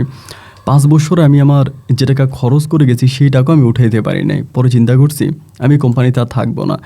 বাংলাদেশি একটা লোকের সাথে আমি তখন কথাবার্তা বলি, নাম হচ্ছে এবাইদুল্লাহ, বাড়িও সিলেটেই ছিল। ওই তখন আমারে বললো আমার এখানে একটা কাজ আছে, এক আরবে একটা নতুন মাজরা করছে, বাট এটা অনেক দূরে, ওখানে নেটওয়ার্ক পাবি না, পানি পাবি না, খুব কষ্ট, কিন্তু মাস শেষে বেতনটা পাবি। আমি বললাম যদি মাস শেষে বেতন হয় তাহলে আমার কোনো আপত্তি নেই, আমি যেতে রাজি আছি। এরপরে সে আমাকে ওই মাজরাটাতে নিয়ে যায়, মানে আমি তখন অবৈধ হয়ে যাই। এই জায়গায় বৈধ ছিলাম, বৈধ থেকে আমি তখন অবৈধ হয়ে যাই। প্রায় এটা আমার 5 বছর পরে, সৌদিতে যাওয়ার প্রায় 5 বছর পরে আনুমানিক। তো 5 বছর পর আমি তখন অবৈধ হয়ে যাই। অবৈধ হয়ে যাওয়ার পরে আমি তখন সেখানে কাজ করতেছি। তো সেখানে কাজ করতে করতে আমি যে মাজরাটা ছিল, মাজরার দক্ষিণ পাশে আমি তখন একটা বাড়ি দেখতে পাই। মানে অনেক দিন ধরে কাজ করে একটা বাড়ি দেখতে পাই, কিন্তু ওই বাড়িটা একটু অন্যরকম, আরবিদের বাড়ি, বাট পুরনো একটা বাড়ি, এবং সেই এলাকাটা একটু বেদুইন এলাকা। বেদুইন মানে হচ্ছে গরিব এলাকা, মানে একটু গরিবের এলাকা। সেখানে একটা ঘর আমি দেখতে পাই, একটা ঝুপড়ি ঘরের মতো একটা ঘর। তো মাঝে মাঝে দেখি কি যে বিকেলবেলা ওই ঘরের আশেপাশে একটা বৃদ্ধ মহিলা হাঁটাহাঁটি করে। একজন বৃদ্ধ মহিলা ঘরের আশেপাশে হাঁটে, এখানে সেখানে যায়, এই জিনিসগুলো আমি দেখতাম। আমি এখানে ছাগল পালি, গরু পালি, এটা ওইটা পালি, গরুও ছিল আমার। তো একদিন হলো কি, মানে বৃদ্ধ মহিলাটাকে দেখতাম, সে হাঁটতেছে এরকম, এই করতে করতে একদিন বিকেলবেলা এই মহিলাটা আমার মাঝরাতে আসছে, হেঁটে আসছে। বয়স্ক মহিলা, সম্ভবত তার বয়স, আমি যদি ভুল না করে থাকি, হয়তো 90-95 বছর হবে। এখানে আসছে, আসার পরে আমারে বলে তুই কী করিস? মানে আমি তখন মানে অ্যারাবিক খুব ভালোই পারতাম, ও অ্যারাবিতেই বলে যে তুই কী করিস, মানে যে কাজ করে তোর মানে তোর কফিলকে। আমি তখন আমার কফিলের নাম বললাম। পরে বলতেছে যে আমারে দুধ দে, মানে দুধ চাইছে। পরে আমি তো দুধ দোহাইতাম, আমি নিজে দুধ দোহাইতাম। তারপর আমি তার গরুর দুধ দিছি, দেওয়ার পরে আমার সঙ্গে তার একটা ভালো সম্পর্ক হয়। সে মাঝে মাঝে তার বাসা থেকে কলা, এইটা ওইটা সে নিয়ে আসে। এই বয়সেও কিন্তু সে গাড়ি চালায়, মানে এতটা বয়স হয়েছে তারপরও সে গাড়ি চালায়, গাড়ি চালিয়ে এখানে যায় ওইখানে যায়। তার ছেলে মেয়ে কী আছে না আছে এগুলো আমি কিচ্ছু জানি না। তো এরকম করে করে তার সঙ্গে, কিন্তু মহিলাটা খুবই ফারাজগার, মানে খুবই নামাজ কালাম পড়া এবং খুবই ধর্মপ্রিয় একটা মহিলা। তো এরকম করে তার ঘরে আমি যাইতাম, সে আমার মাঝরাতে আসতো, এবং এমন করতে করতে আমার কাছে মনে হয় যে আমি খুব ভালো একটা মানুষ পাইছি। আমাকে সব সময় উনি মানে করতো, আমার সঙ্গে ভালো করে কথা বলতো, আমিও তার সঙ্গে ভালো করে কথা বলি। আমার জন্য সেটা আনতো, আমিও তার জন্য এটা সেটা নিয়ে যাইতাম। এরকম করতে করতে একটা পর্যায়ে আমার ভিতর মনে হলো যে ওই আমাকে বারবার বলতো যে তোরে দেখে মনে হয় তুই খুব কষ্টে আছিস, আর তুই অবৈধ হয়ে গেছিস, এই জন্য আচ্ছা তুই অবৈধ, আমি তোর ভিসা লাগাবো। উনি আমারে বলতো আচ্ছা এখানে তো তোর ভিসা, মানে এখানে তো তোর কাজ করিস, তো অবৈধ, আমি তোর ভিসা লাগাই দেবো, এগুলো সে আমাকে বলতো। তা আমি তার এগুলো কিছু বলতাম, সে কীভাবে জানে আমার কাগজপত্র কেমনে কেমনে কী কইরা সে তার আত্মীয়দের সঙ্গে কথাবার্তা বলে তার বাসায় কাজের ছেলের একটা বিষয় সে আমাকে লাগাই দেয়।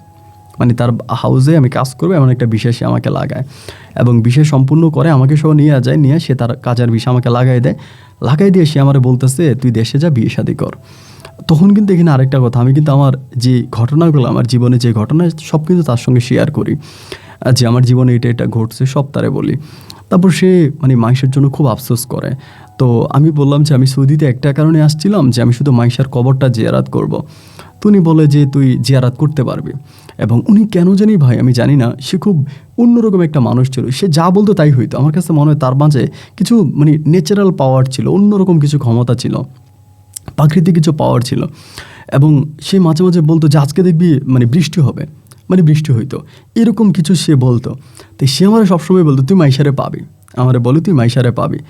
আমি কী বলিস তুমি মাইশারে পাবো? বলো হ তুই মাইশারে পাবে, মাইশা তোর কাছে ফিরে আসবে, একদিন দেখবি মাইশা তোর কাছে ফিরে আসবে। বাট এগুলো বলতো, আমি তো জানি এটা তো কোনো দিনও সম্ভব না ভাই, এটা কেমনে সম্ভব? মানুষ মারা গেছে, সে কি আর ফিরে আসবে? তো বুড়ি যখন এগুলো বলতো আমি হাসতাম, আমি বলতাম তুই আমার খুব ভালো সান্ত্বনা দিচ্ছিস এবং তোর ধন্যবাদ, এগুলো সেগুলো বলতাম। এই করতে করতে অনেক দিন কেটে গেল। আমি তার কাছে গিয়ে বসে থাকতাম, সে আমার মাথায় হাত দিত এবং আমার বলতো যে তোর কাছে একদিন মাইশা ফিরে আসবে, তুই দেখবি, তুই তো মাইশাকে অনেক ভালোবাসিস, মাইশা তোর কাছে আসবি, এগুলো সব সময় আমার বলতো। তা আমি তার কোনো কিছু মনে করতাম না, যে সে বলুক, আমি তো শুনতেছি, আমি তো জানি এটা ভাই মানে এটা তো আর কোনোদিনও সম্ভব না, এটা কীভাবে, এটা কি হয় নাকি, না তো হতেই পারে না। তো এমন করতে করতে প্রায় অনেক দিন কেটে যাওয়ার পরে একদিন হলো কি, সে একটু অসুস্থ হয়ে গেছে। একটু অসুস্থ হয়ে গেছে, সে কিন্তু কখনোই তার বাসায় কোনো কাজের মেয়ে রাখে নাই। সে তার নিজের কাজ নিজে করতে পছন্দ করতো, বা সব কিছু সে নিজেই করতো, কোনো কাজের লোক টোক সে রাখতো না। তা আমারে বলতেছে যে আমার একটা কাজের লোক লাগবে, আমার শরীরটা ভালো না, আর আমি তো মহিলা মানুষ, তুই তো আমার সব কাজ করতে পারবি না। আমি কিন্তু আমার মাজরাও দেখতাম, তার ঘরও দেখতাম, মানে দুই সাইডেই দেখতাম, আবার টাকাটুকুও পাইতাম, সে আমারও খুব টাকা দিত। আবার ওখানে যে মাজরায় কাজ করতাম ওইখানেও বেতন পাইতাম। এই পুরো টাকায় কিন্তু আমি বাংলাদেশে পাঠাইতাম, পরিবারের জন্য পাঠাইতাম। এই করতে করতে এই মহিলা তখন আমার বলতেছে যে আমার একটা কাজের লোক লাগবে, তোদের বাংলাদেশে দেখতো ভালো কোনো কাজের লোক পাওয়া যায় কিনা। তাই আমি এরকম মানে খোঁজাখুঁজি করতেছে আমি কাজের লোক পাই না। আমি আমার মতো করে খুঁজলাম আর কি, ওরকমভাবে পাই না ভালো টালো। তা আমি তারে বলি যে সে আমারে বলে তাহলে আমার একটা ভালো কাজের লোক লাগবে, আমার তো এভাবে কাজ করলে হবে না, আমি একটা ভালো কাজের লোক লাগবে। এই কাজের লোক খোঁজাখুঁজি করতে করতে একদিন আমারে বলতেছে যে সাফায়াত, আমি তো একটা কাজের লোক পাইছি, মেয়েটা হিন্দু, মানে তার আবার অনেক ফর্মালিটি আছে কাজের মেয়ে আনার জন্য, অনেক নিয়ম আছে। তো বলে যে আমি একটা মেয়ে পাইছি, কিন্তু এটা হিন্দু, তারা সম্ভবত কোনো ট্রাভেল এজেন্সি বা কোথাও থেকে কিনে আনবে। তা বলে যে পাইছি হিন্দু। তাই বললাম যে তোর যে শরীরের অবস্থা, এখন হিন্দু হোক বা মুসলিম হোক তাতে তো কোনো সমস্যা নেই, তুই একটা মেয়ে নিয়ে আয়, কারণ তোর শরীরের অবস্থা ভালো না, তুই যে কোনো সময় মারা যেতে পারিস। সো একটা কাজের মেয়ে তোর খুব দরকার, তুই নিয়ে আয়। পরে আমার বলে আমি এটাই চিন্তা করতেছিলাম, যেহেতু শরীরের অবস্থা ভালো না, আমি অপেক্ষা করব না, আমি কাজের লোক নিয়ে আসবো। যে ঠিক আছে তুই নিয়ে আয়। এভাবে তার সঙ্গে কথা হলো, সে কাজের লোক আনার জন্য সে শহরে গেছে। আমি তো আমার মতো করে পড়ে আছি। 2 দিন পরে সে শহর থেকে আসছে, এবং আসার সময় সে আমার জন্য কী জানে আনছে। আইনা একটা ছেলেকে দিয়ে, অ্যারাবিক একটা ছেলেকে দিয়ে আমারে পাঠাইয়া বলতেছে এগুলো আমার দিছে, দিয়া ওই ছেলেরা আবার বলে দিছে যে এটা গিয়া সাফায়েতরে বলবি। ছেলে এসে আমারে বলছে যে মানে আম্মি বলছে তার বাসায় মেহমান আসছে, তার বাসার আশেপাশে এখন না যাওয়ার জন্য আম্মি ডাকলে যাইও, নাইলে যাইও না। এটাই আরবিক ছেলেটা আমাকে বলে গেছে। মাঝে মাঝে শহর থেকে তার বাড়িতে মেহমান আসতো দেখতাম, তা আমি আর তার বাড়ি মানে তার বাসায় যাইনি। না যাওয়ার পরে আমি তো আমার মতো করে, তখন কিন্তু সৌদিতে প্রায় আমার 8 বছর কেটে গেছে। আমি তো 5 বছর অবৈধ, এবং এরপরে যাই হোক একটা সময় কিছু টাকা পয়সা কামাইছি। তা আমি আমার মতো করে পড়ে আছি, যেহেতু সে আমাকে যাইতে মানা করছে আমি আর গেলাম না। এমন করে সময়টা কাটতে কাটতে একদিন হলো কি, আপনার দুপুরের দিকে, আনুমানিক দুপুর হবে, এই দুপুরের দিকে আমি আমার গার্ডেনে কাজ করতেছি, মানে আমি আমার মাজরায় কাজ করতেছি। এমন সময় দেখলাম কি, যে বুড়ির বাড়ির সামনে একটা মেয়ে দাঁড়ায় আছে দেখা, মেয়েটার দেখে আমার জানি কেমন লাগছে। যেহেতু বুড়ির বাড়িতে অনেক মেহমান আসছে কয়েকদিন ধরে, আমি তো তার বাড়িতে যাই না। দাঁড়ায় আছে একটা মেয়েটা কে হতে পারে?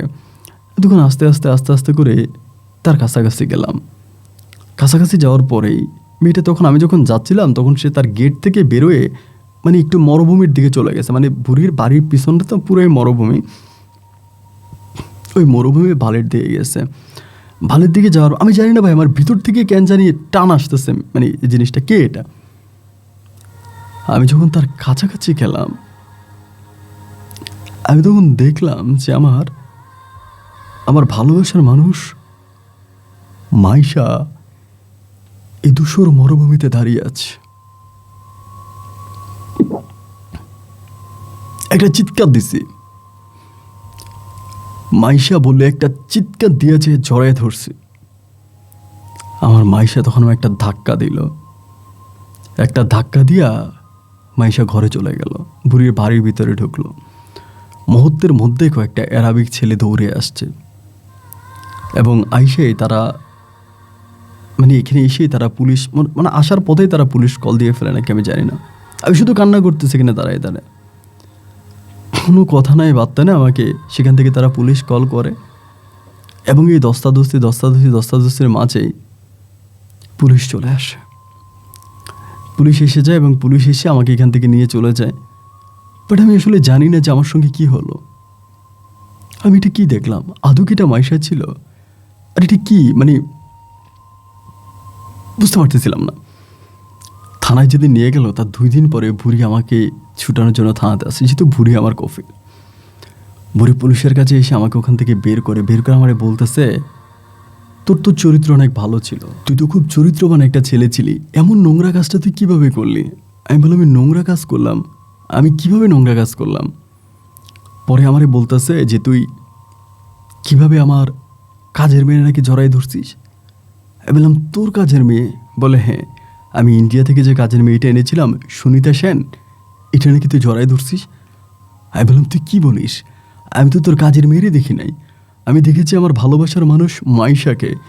বুড়ি তখন চেয়ার থেকে লাঠিটা ভর করে দাঁড়ায় বলিস কি, তুই তোর মাইশারে দেখেছিস? আমি বললাম, হ্যাঁ, আমি আমার দুনয়ন দিয়ে আমি মাইশাকে দেখেছি। বুড়ি আমাকে গাড়িতে উঠাইলো, বললো চল। মরুভূমি পার হয়ে বুড়ির বাড়িতে যাওয়ার পরে আমি দেখলাম বুড়ির ড্রয়িং রুমের ভিতরে মাইশা বসে আছে। আমি বললাম, এই যে আমার মাইশা। বুড়ি বলিস কি, এটা তো আমার কাছের মেয়ে সুনিতা সেন। আমি বললাম, না, আমার মাইশার কয়েকটা ছবি আমার কাছে ছিল, মুহূর্তের মধ্যে বাইর করে দিয়া বললাম, দেখ, তুই তো বিশ্বাস করিস না, দেখ। বুড়ি এবার নিজের চোখকেও বিশ্বাস করাতে পারতেছিল না। বুড়ি আমার হাতটা ধরে বলল, আল্লাহ কি, আল্লাহ আমার দোয়া এইভাবে কেন কবুল করলো? আমিও মন থেকে চাইছিলাম যেন তোর মাইশা তোর কাছে ফিরে আসে, কিন্তু মাইশা যে সুনিতা সেনের রূপে তোর কাছে ফিরে আসবে আমি সেটা বুঝতে পারি নাই। এবার সেই হিন্দি মেয়েটা বাড়ি ছিল ইন্ডিয়াতে, ইন্ডিয়ার মেয়েটারা তখন পুরো বুঝাইলো যে দেখে এই ঘটনা। আমার এই প্রেমের গল্প শুনে, আমার এই ভালোবাসার গল্প শুনে এই হিন্দু মেয়েটাও মুসলমান হয়ে আমাকে বিয়ে করতে রাজি হলো। সঙ্গে সঙ্গে বুড়ি হুজুর ডাকলো, সুনিতা সেনকে কলমা পড়ালো। আমার হাতে সুনিতা সেনকে মাইশা আক্তার নামে পরিচয় করে উঠিয়ে দিল। সুনিতা সেনের নতুন পাসপোর্ট হলো, তার ওই পাসপোর্টে তার নাম হলো মাইশা আক্তার। সে হলো আমার বউ, তার কোল ঝরে আসলো আমার ফুটফুটে সন্তান। বুড়ির গচ্ছিত সমস্ত সম্পদ, অর্থকড়ি, স্বর্ণ অলঙ্কার এবং বুড়ির বাড়ি সব বুড়ি আমাদের দিয়ে গেল। আজ সৌদির মাটিতে আমি রাজ করছি। বুড়ি আমাকে এত বড় অ্যাটর্নি দিয়ে গেছে, এত বড় পাওয়ার দিয়ে গেছে, সেই পাওয়ারে আমি একজন সৌদি নাগরিকের মতো পাওয়ার খাটাতে পারি। ও ভাইও, আপনার কি মনে আছে গল্পের মাঝখানে যেদিন আমি মাইশার গায়েবী জানাজা পড়তেছিলাম, আমি আল্লাহর কাছে হাত তুলে বলেছিলাম, আল্লাহ, আপনি না বলেছিলেন যে সাচ্চা দিলে, মন থেকে, দিল থেকে, অন্তঃস্থল থেকে যদি আপনার কাছে কোনো কিছু চাওয়া হয়, আপনি আল্লাহ তা দিতে বাধ্য। আপনি আপনার বান্দার হাত খালি হাতে ফিরান না। ও খোদা, আজ আপনি প্রমাণ করে দিলেন, আপনার কাছে মন থেকে কিছু চাইলে আপনি তারে খালি হাতে ফিরান না। আপনি মহান, আপনি মহান, আপনি মহান, আপনি মহান।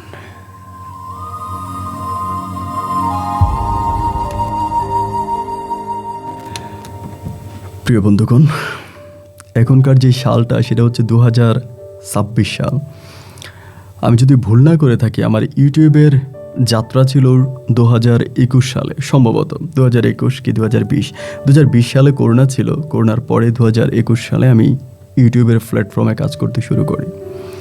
তখনকার যে গল্পগুলো রেকর্ড করতাম, আমরা অনেক দর্শক আছেন, আপনারা তখন থেকে আমার স্টোরি শোনেন। আপনারা অনেকেই ইমেল করেন, কমেন্ট করেন যে আপন ভাই আমরা আপনার সেই ভয়েসটা পাই না, আপনার সেই ইমেজটা পাই না, আপনার গল্পে মানে আপনি যে গল্প বলেন, আগে যে গল্পের মাঝে আমরা একটা টান পেতাম, একটা দরদ পেতাম, একটা মায়া পেতাম, একটা ভালোবাসা পেতাম, এখন আর সেটা পাই না। এখন আপনি কেমন করে জানি কবিতা পড়ে ফেলেন।